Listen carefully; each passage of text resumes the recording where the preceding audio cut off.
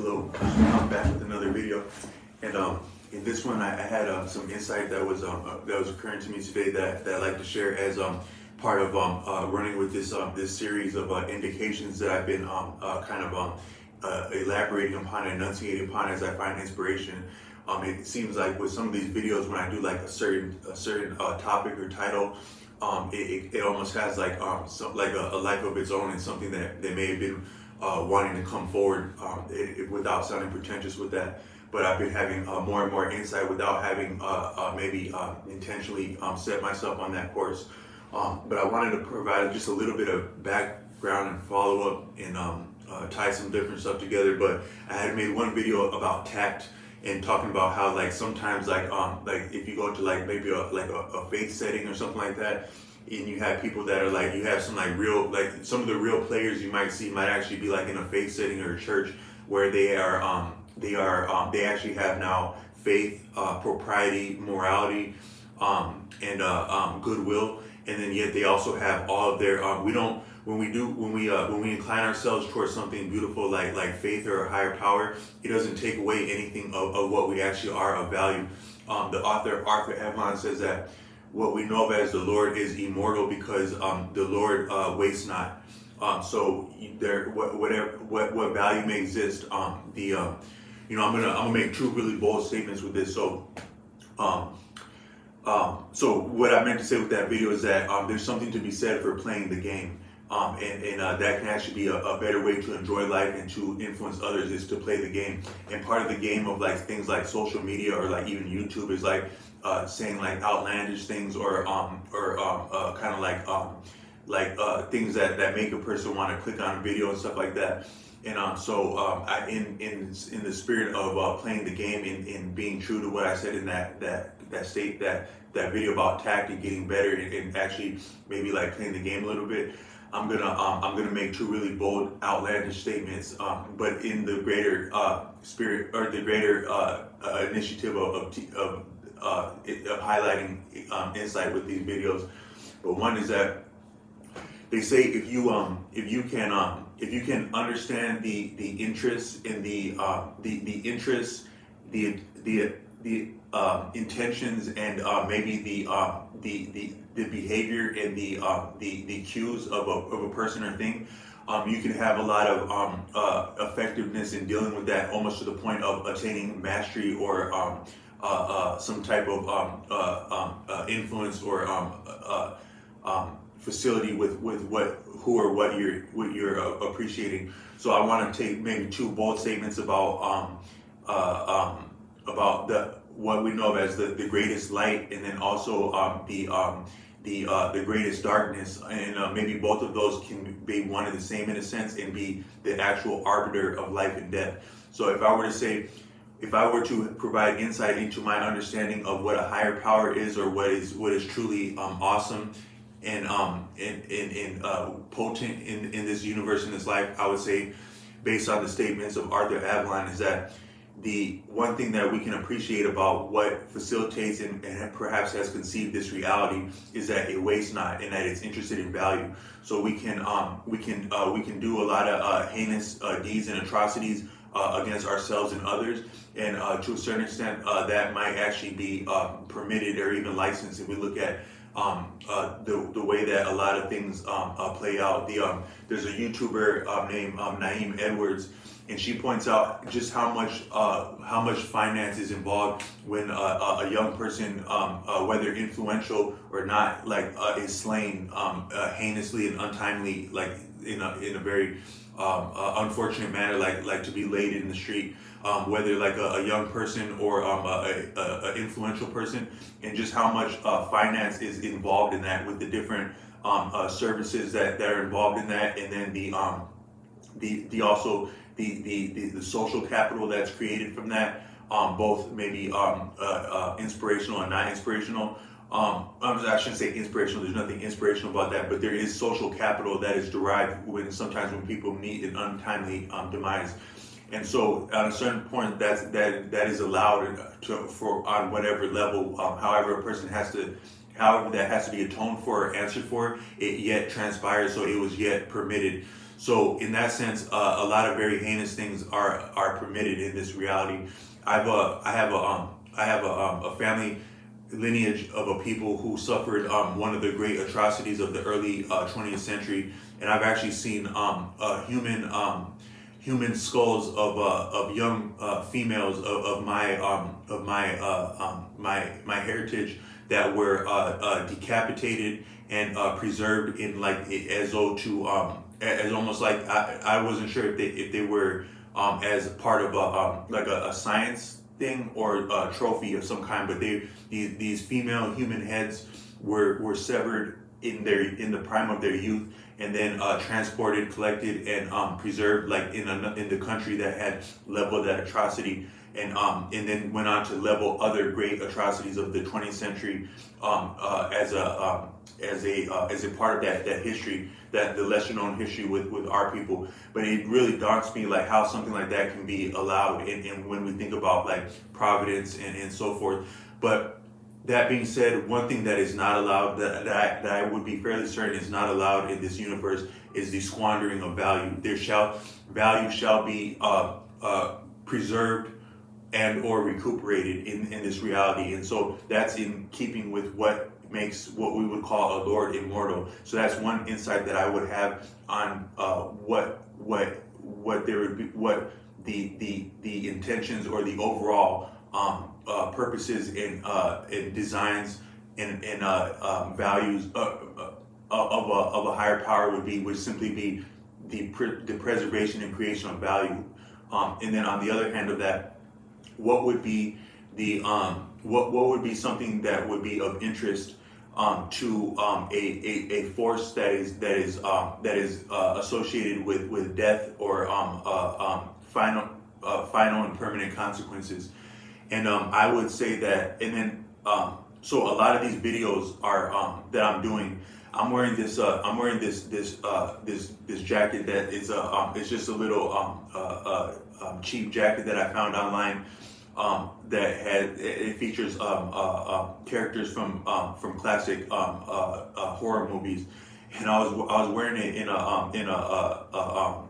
gas station of all places, and someone actually approached me and said that I think what you're wearing is of the devil. Can I give you a hug? And I actually enjoy some of these characters because of their actual thought process, and some of their values are actually more congruent than other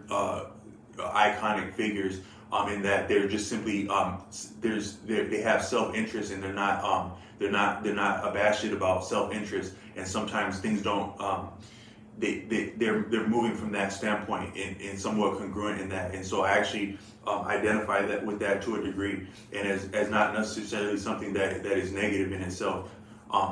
But I said as much to say that I have had experiences or lack of experiences in my life such that it would actually make a person wonder, if there was a wicked force in this world, does it actually have a personal interest in me, myself, and is it behaving with me a little bit in a unique fashion with respect to my cohorts and counterparts, generally speaking. For me in my personal life, to a much lesser degree, but then with some of the people of my heritage, like when I see these decapitated female skulls in their youth. So like, is there actually a malevolent force that has a unique interest in me? And sometimes it has actually felt like that. And so a lot of these insights that I'm coming with in this series of talking about like what are these indications. So far, all these indications I made about maybe somewhere between 8 and 10 videos about indications. They can attend all of the most unfortunate and grisly outcomes that we can fathom, that do transpire in life, and that if we go into maybe spiritual or literary or figurative terms of like maybe folklore, these are the actual circumstances that would be attended, prompted, or incited by some malevolent force. So just to say that I've been spared some of the more permanent outcomes to this point, thanks to more of the light side of what force may be with us. But I have actually experienced a lot of all of these behaviors and these phenomena, and had some very misfortunate or just lackluster experience within that, and then stemming from that I recognize these type of things, and that's what I'm more so enunciating. And I had when I was young, I could actually see them, and I could perceive them just the same, and feel that they were significant, but I actually didn't have the vocabulary or the maybe having had another person of confidence say in confidence how significant these are, so that I could advocate for myself and make decisions, and take and remove myself from some of these situations. And these situations were already upon me before I had become an adult. And sometimes it's really incredible that that young people can have to bear this. But that being said, I did make a couple maneuvers within my understanding of these indications, both then and then to the current day. And I think that the times that I responded to these indications, they are actually what had impact in why I may be here to make this video, without trying to give myself like some kind of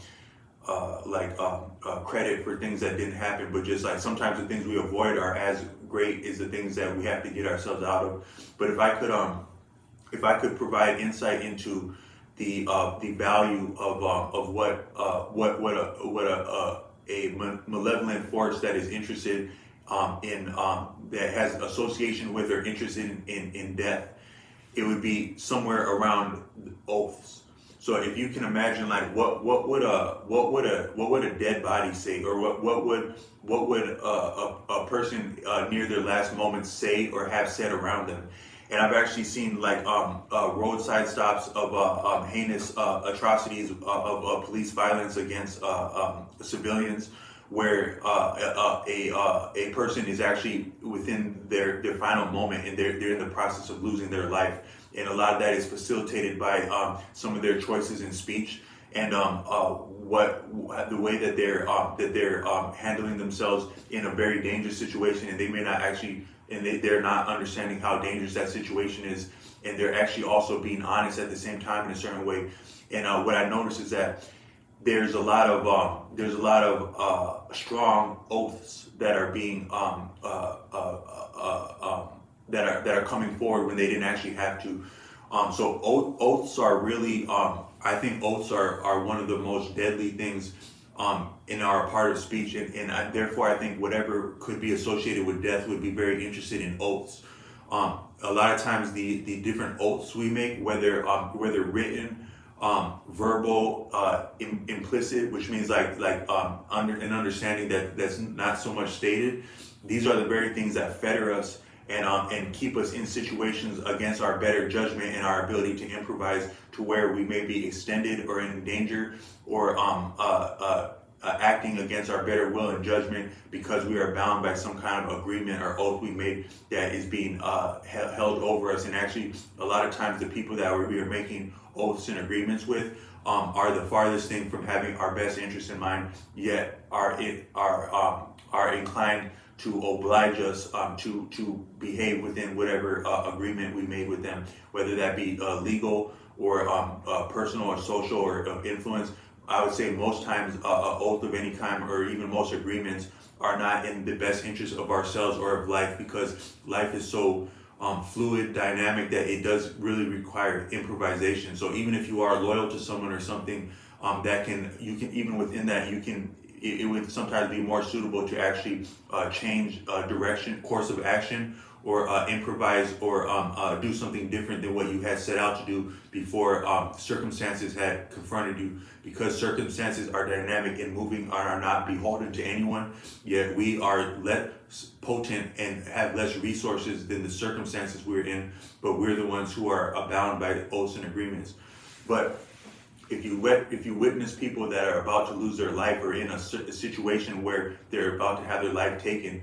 either they or the people who are confronting them may be using like strong words, like saying like they swear to this or they swear to that. And so you can actually I've seen a video of a man at a roadside stop, and probably within maybe 2 to 1 minutes of the man losing his life, he actually incited the name of God. In honesty, and somehow in the exchange, he actually honestly made an oath to God. And I had a experience with a family friend, that was influential in my community. I lived very close to what was like the valedictorian of my high school, both socially without the recognition of the school, but then also with the influence of the student body and the peers all the way from middle school to high school. And then even now to this day, as an influential person and adult in the community, more than 2 decades after having graduated.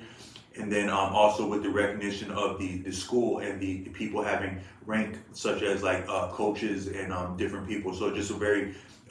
unique person that I met, this young man, when we were still children. And when I was in middle school, I had a little bit of a crisis of identity because of my dual heritage. So I had been actually strong in sports, in like things like basketball that would make me look cool coming into middle school. But then I also had friends that were like into like skateboarding and alternative music. And I started to spend time with them, be influenced by them, and then my appearance started to reflect my values and my influences, to the point where I became a little bit I somehow ostracized myself as a young student in middle school. This person who was influential both then and to this day was one of the people who actually gave me had confidence with me and actually showed me respect while I was being disrespected by the majority of my peers in middle school, and had actually become a little bit maybe had what's the ill fame as a middle schooler, if you can imagine how that would feel to as salient as those experiences in middle school adolescence are. You can just imagine what that would feel like. So this person was that cool, and then his father was as cool, because I think a lot of who he is had to do with the man that his father is. And I knew him in middle school and in high school, but then towards the end of high school, I actually moved on to the very next block from him, and then I had many experiences up until very recently, living in that neighborhood with next to that family. But the father of that family was very influential to me, as would sometimes give me rides home. We once again, without having planned to, attended the same church that I've referenced in other videos as a very influential body of saints, having influences from the South and other deep black culture, like around embodying the spirit of what's been called Majora. And I just really recognized the awesomeness of this man, even as a young adult, and spent time with him, and sometimes talked about faith with him. And without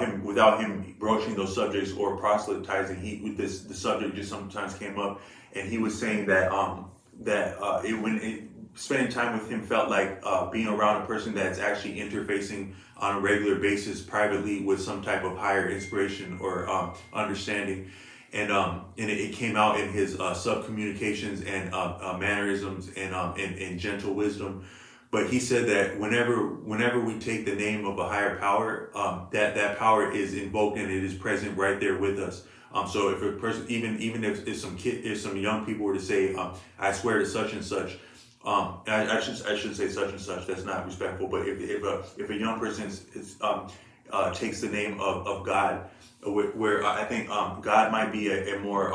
that's an awesome word, but it's even a little bit more general. I think that word comes from I think that's a German. I think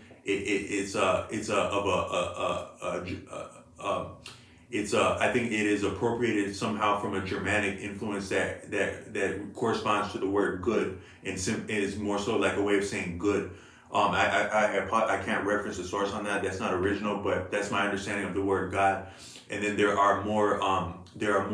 personal or maybe eloquent names that can invoke that same Spirit. One of them I offered in a recent video which I discovered in the works of Arthur Avalon, being Chidgana, meaning Chid being consciousness and Ghana meaning great, and that might be a solemn and an awesome name of what is would be like sublime or ultimate. And as I'm making this video about having insight into potentially the actual interest and value of such a personage, being value itself being the value of, so if I were to say what is valuable to the greatest personage, it would just be value in itself. So if I'm going to say a statement like that, then I'll also offer a name that is as great as that statement, which would be Chigana. And then but even if a person takes like the name of God, that is no less awesome in what it means and it means to people. And then but I've actually seen a man in the process of losing his life and take that name, and then yet be assassinated having taken that name. So just if you can see how that looks, how dark that is, it just means, all I'm saying is that a lot of times the darkest outcomes are attended by us taking oaths or making very strong and personal statements that are gestures of some of our best faith, love, and deeds in a situation where it may not actually be effective and can attend our death as easily as though we had maybe even more so easily than if we had just simply held our peace. So I just want to point out that a lot of times when things are getting very hot, recognize when oaths are being, when strong language, particularly oaths invoking like a higher power, are present, and it's not called for, or it's not suitable to that situation. That's very serious right there. But then also coming to these greater videos that I'm coming with are also similar to the personality and the mannerisms of what would be the people, if not that wicked, if not that malevolent force that attends death in unfortunate circumstances, at least the actors in our lives, in the circumstances that are creating such an outcome are similar in the mannerisms and the behavior of what we see in these situations. So I wanted to run with that a little bit. Is that I have two people. There are two people in my life who were either related to me or for all intents and purposes is related to me by the proximity of their family and our family's relationship. And these people had significant visual deprivations from birth. One being blind in one eye, and then the other being having like a visual deprivation that has to do with it's also like related to like pigmentation, like like the person was of an African lineage but had very incredibly fair skin, to such an extent that there were health implications from that, one of which being a visual impairment, and no less than a visual impairment that affected the motion of the eyes that was blatant and visible at all times. But yet both of these people were very gifted in different ways. And I wanted to say that with this, I've made other references in some of these posts about the inverse reciprocal properties of this universe, where and also in keeping with value, as I'm putting forward the concept of value in this video as being very solemn, is that where there's one form of deprivation, sometimes there's also a equal and reciprocal bounty in some direct or indirect fashion. And that's true of people of like maybe people who are deprived socially, as I've been in some very cold phases of my life and circumstances where both the environment, the social environment, and the just my personal configuration is very cold to amount to a level of deprivation, where I've done a lot of the studying and the learning that I'm coming forward in these videos, and that has made me the person capable of enunciating them. And I say that with propriety and humility, so that I can continue to learn. But then these people I knew, they had visual deprivations that amounted to more so mental gifts. And the one had the one who was blind. If you ever meet him, like he's had little, if anything, to do with me, even though we're very close cognates. Him being a senior cognate of mine, but there have been times where he's appeared in my life in a very significant way and made a difference. Whether that was spending a little bit of time with me when I was young and having very enlightening conversations about history, which he's a history buff and self-styled learner, lifelong self-styled learner, who got his degree at around the age 40, and then and then he's also he's also given me support at very, very pivotal moments in my life where he might have just said one or two things that could have completely altered the course of my life. Some of which, when I was considering making different oaths and agreements, similar to what I'm talking about in this video. And then also much later, my mother became significant. She acquired a serious illness, and then at the same time as that, she had a long regimen of treatment where she actually overcame and convalesced from a serious illness that she transcended a terminal diagnosis successfully. And then at that time, also the vehicle that I had been using and relying upon for livelihood for myself, but also supporting different people in my community, whether professionally or personally, that vehicle had run its course. And then this relative of ours stepped forward in a way, in a financial way, to help us with a new vehicle. And he didn't buy us a new vehicle, but he helped us with more or less with the down payment, and what would amount to helping us overcome a great deal as a family. Me and my profession in commuting to outlying areas, bases for other transportation work, but then also doing independent work with that vehicle. But then my family in addition to that. So he didn't have a big presence in our life, but when it counted, he was there, and he didn't have too much to say at that point either. But I met him like at a funeral one time for a family member, and his presence, like his presence of mind and being, he had like a certain gravity about him where just him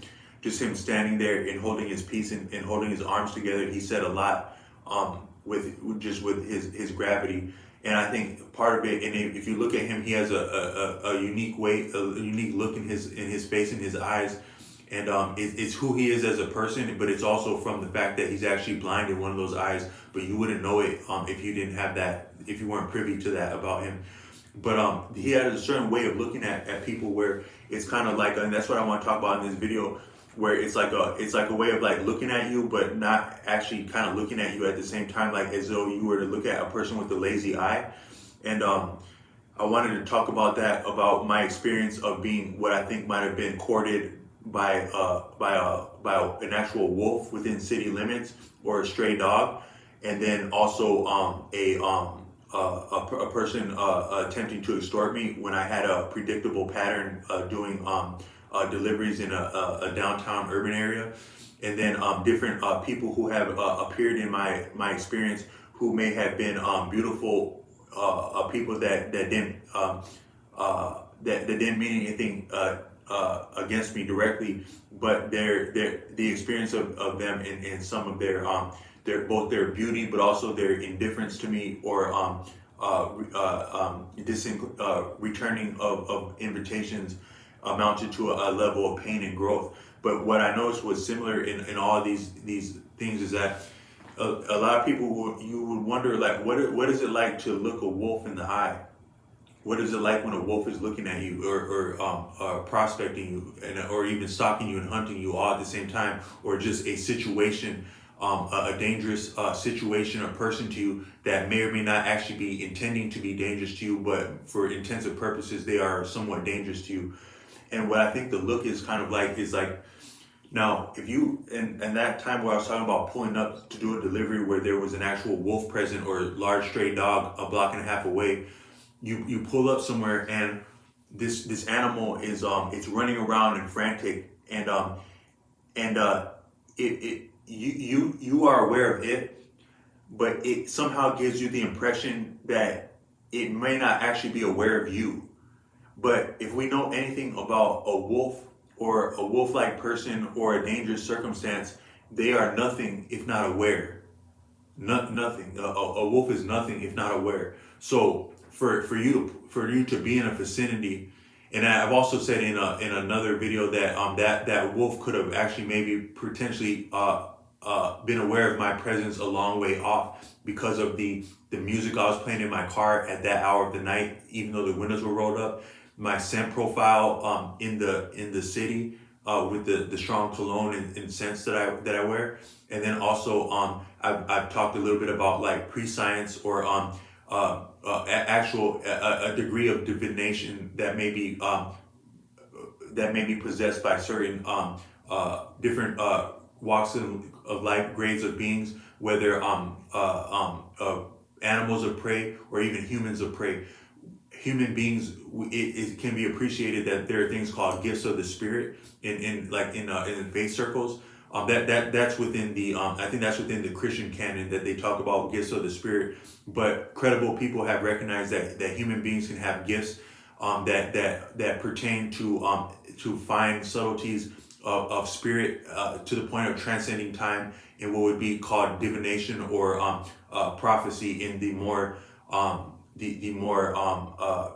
profound aspect of that, which themes of prophecy have always been very challenging and problematic in communities, both for an actual person with that type of gift potentially, but also their what their influence would be or would be denied in a community. So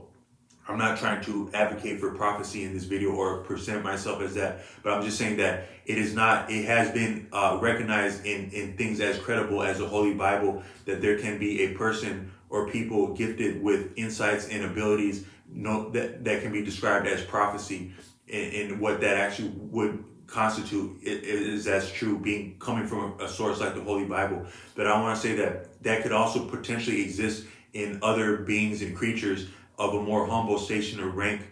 or a concealed station of rank to a different degree, that can amount to them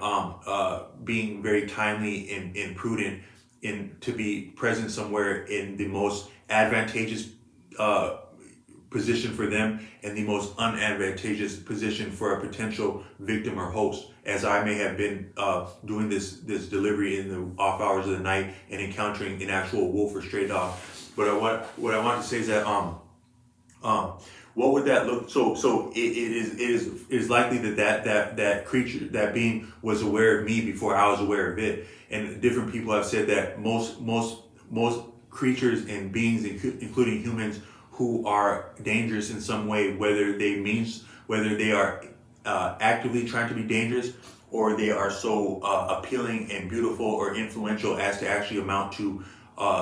danger or maybe a detriment or hurt to people. Just basically, dangerous things are aware of us before we're aware of them, is what I'm saying. And that if you can, what my understanding of looking a wolf in the eye would be, or a wolf looking at you would be like, if you can imagine like a conversation where two people are talking, right? Like I'm talking, say I'm talking to you, and I'm having a conversation with you, and then someone else is present, and they I know they're there, maybe better, and before they knew they were gonna be there. They know that they're there. They somewhat know that they can't help but know that I know, or would likely know that they're there. The person I'm talking to knows that they're there. Yet the two of us are talking as though they're not there. But on a certain way, they can actually, as I'm encountering this person, they can be aware that I'm aware of them as they're standing there, and I'm somewhat attending them in my mind as I'm engaging another person I'm talking to. That's my understanding of what it looks like, what it feels like to be looked in the eye by a wolf or a dangerous circumstance. Is that they're conveying the impression you on a subliminal level, you're both aware of one another, but on a liminal level, as what's presented to the appearance, is that the impression comes about that we may not be sure if they're actually aware of us or not, and they're kind of selling it as though they're not really aware of us, and that's another advantage. And so I just want to say that that might be the most dangerous look that you can see in any person or circumstance, that of something that is aware of you and is making it seem as though it's not entirely aware of you, such as this stray wolf and dog that I saw one night and was scurrying about and, peripherally at a distance, as though it were not aware of me. And then I'm doing my business, and then when, with my better judgment, I run back to the vehicle and get inside the vehicle, and then the wolf is present way closer than it sold itself, or that I would have thought it was going to be, because it had been aware of me the whole time, but was selling it as though it wasn't aware of me. So I want to say that's similar with people in circumstances, whether beautiful people that might seem like they're not aware of you or are interested in you. But yet you're coming closer to a painful experience with them, of maybe being having your feelings hurt, or just being just when you're coming closer to a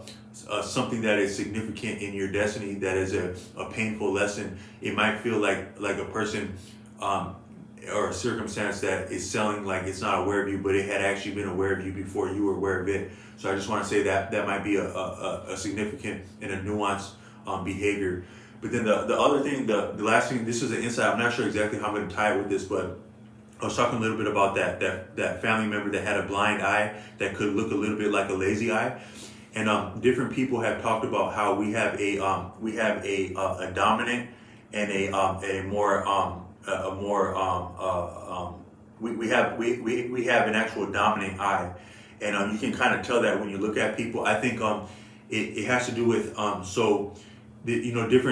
different people have talked about the polarity in a human being, being the masculine and the feminine in a human being. I think it was I have no choice but to cite, I think, Carl Jung, and a lot of our common notions of masculinity and femininity, and as they exist on a spectrum, they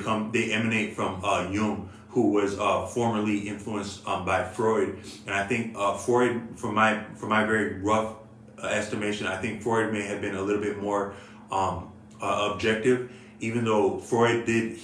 recognize and lean into dreams and subjectivity, but he was a little bit, I would take him as a little bit more objective and scientific. And then his off study, Jung, was a little bit more, he was a little bit more almost literary, and had more idealism in talking about, like, he reached for some very bold concepts like collective consciousness, and then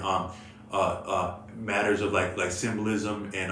this masculine and femininity, which that is not valid, and that might actually be a more awesome and nuanced degree of the same things that his initiator Freud was about and had led him towards. But all I meant to say is that a lot of our understanding of masculine and feminine is derived from it stems from insight from this Jung, and he had talked about how a man, we're actually more so of what we're not aware of about ourselves. That's one thing that Osho said. So like, as I have a concept of myself and I'm presenting myself, what you're reading as the real me is the things that you can actually perceive that I might not entirely be aware of about myself. And like when Sensei, like, man, like when someone say like I don't mean to use profanity in this video, but if someone say like that's a badass dude or that's a punk ass dude, that when they're saying that ass part like that, that's the part that we can't help about ourselves, in spite of ourselves, that is the real thing that people ascribe to us, whether that be a punk or a tough guy. It's that part, that those things that we can't actually fake, that we can't affect, or we can't do so without incurring costs, that people really ascribe to us. So it's the things that we're not aware of about ourselves that are our real essence and swag and style, for better or worse. I think, and as Osho would communicate. But what Jung said is that a